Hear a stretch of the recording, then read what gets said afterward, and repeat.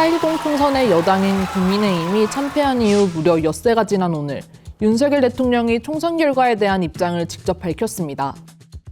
이번 총선을 통해 나타난 민심을 우리 모두 겸허하게 받아들여야 합니다. 그런데 윤 대통령의 발언을 들은 야권, 한마음 한뜻으로 비판의 목소리를 쏟아냅니다. 정신을 좀 차려야 됩니다. 대체 윤 대통령이 무슨 발언을 했길래 혹은 안 했길래 이토록 비판하는 걸까요? 먼저 윤 대통령 발언의 주요 키워드가 뭔지 찾아봐야겠죠? 그것은 바로 11차례나 언급한 민생이었습니다. 국정의 최우선은 첫째도 민생, 둘째도 민생, 셋째도 민생입니다. 그간 민생 중심 국정 운영을 강조했던 윤 대통령.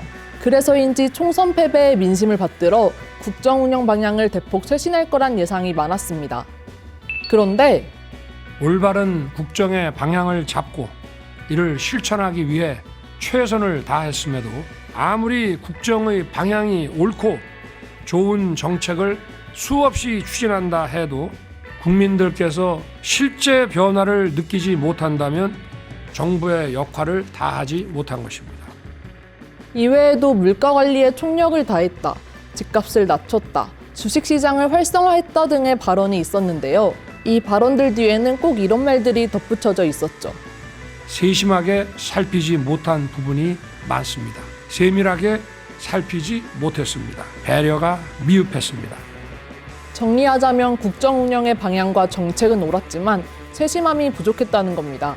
이러한 윤 대통령 발언에 야권은 비판의 목소리를 냈습니다. 윤석열 대통령은 아집과 독선으로 국정 기조를 바꾸라는 국민의 준엄한 명령을 거부했습니다. 국정 방향은 옳았고 정부는 최선을 다했다는 대통령에게 무슨 변화와 쇄신을 기대하겠습니까? 대통령께서는 이번 총선을 통한 민의를 잘못 이해하셔도 한참 잘못 이해하셨습니다. 조국혁신당 김부엽 대변인은 자화자찬으로 일관하니 놀랍다. 참고한 자료가 2024년 4월 대한민국 정부보고서가 맞는지 의심할 정도라고 비판하면서 22대 국회가 열리면 빠르고 강하게 윤석열 정권의 잘잘못을 따져 바로잡겠다고 말했습니다.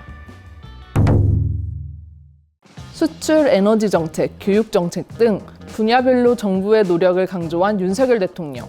그렇지만 윤 대통령도 언급하지 않은 부분이 있습니다.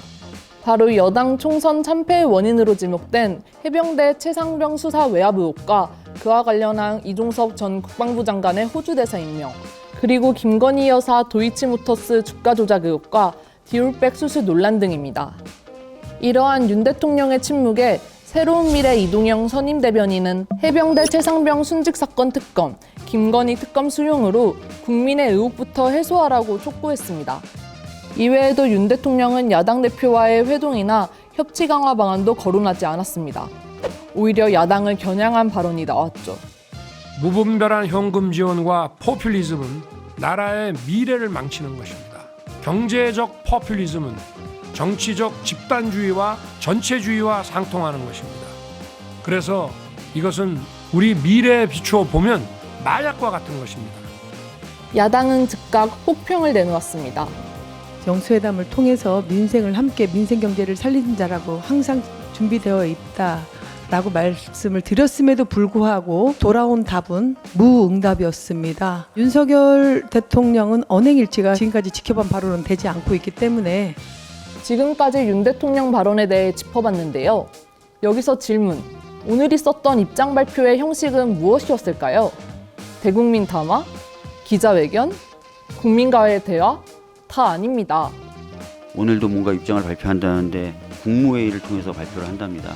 이게 진정한 소통인지 모르겠다라는 말씀을 드리겠고, 국무회의를 통한 소통 방법에 대해 야권은 낮은 자세가 아니다라며 비판하고 있는 상황. 반면 여권은 윤 대통령의 입장 발표에 대체로 긍정적인 반응입니다.